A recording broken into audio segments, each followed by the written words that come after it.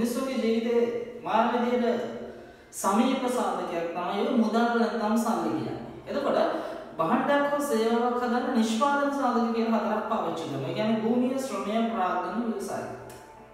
ඔය කියන නිෂ්පාදන සාධක හතරට මේ මුදල් කියන එක අයිති වෙන්නේ නැහැ. විශේෂයෙන්ම ප්‍රාග්ධනය කියන එකට මුදල් කියන එක අයිති විය යුතුද? සුරන්ට පොති බැන්ද රන් කාසි තිබුණාට ගුණ ධර්මය අඳුරන්නේ නැහැ. අතලෝ දහම නාතුනන සංසාරේ කළ පවට පින්නෙන්න කිසිවෙක්ට බෑ. හැබැයි ඔය කියන නිෂ්පාදන සාධක ගොඩට මුදල් අයිති වෙන්නේ නැත්තේ හේතුව අපි ඔච්චර ලොකුවට බදාගෙන දඟලන සල්ලි වලට කරන්න පුළුවන් දෙයක් නැහැ.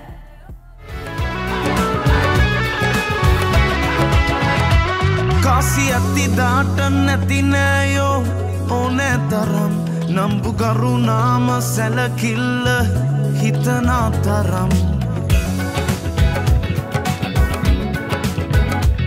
කාසි ඇති දාට නැති නෑයෝ ඕනෑ තරම් නම්බු කරුණාම සැලකිල්ල හිතනා තරම් අපි එන්නතා අරන් අපේ නෑ අපි යනතා අරන් යන්නේ නෑ සල්ලි සල්ලි දෙයන්ගේ මල්ලි සල්ලි සල්ලි මුදලේ භාණ්ඩයක් හෝ සේවාවක් නිෂ්පාදනය කරන්න පුළුවන්ද?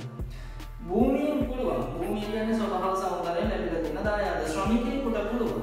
ප්‍රාග්ධනය කියන සාධකය ගත්තාම මිනිස්සු හදපු නිෂ්පාදන දෙහිකිරීම සඳහා උපකාර වන ඕනෑම දෙයක් අපි කියනවා ප්‍රාග්ධනය කියලා. එතකොට මේ මුදල් කියන එක ප්‍රාග්ධනය කියන එක ඇතුළත් වෙන්නේ නැත්තේ සල්ලි වලින් අපිට කිසිම භාණ්ඩයක් හෝ සේවාවක් නිෂ්පාදනය කරන්න බෑ. හේතුව තමයි සියඩන් කියන දාර්ශනිකයා හරි අතුරු ප්‍රකාශයක් කළා තියෙනවා. මේ ලෝකේ තියෙන අන්තිම සතා මරණකම් අන්තිම ගහ විනාශ වෙලා යනකම් මිනිස්සුන්ට තේරෙන්නේ නැති වෙයි සල්ලි වලින් මුකුත් කරන්න බෑ කියලා. මිනිස්සු සල්ලි හම්බ කරගෙන හම්බ කරගෙන යන සල්ලි වලට විනිමය මාධ්‍යයක් විදිහට යම්කිසි වටිනාකමක් ලැබිලා තියෙනවා.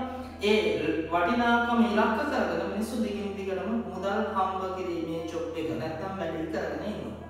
ඒතකොට මේ පාරිසරික විනාශය හෝ වෙන කිසිදු සාධකයක් මිනිස්සු සලකා බලන්නේ නැහැ. හැබැයි මේ මුදල් වලින් කිසිදු භාණ්ඩයක් හෝ සේවාවක් නිෂ්පාදනය කරන්න බැහැ කියන දේ මිනිස්සු තේරුම්ගෙන නැහැ.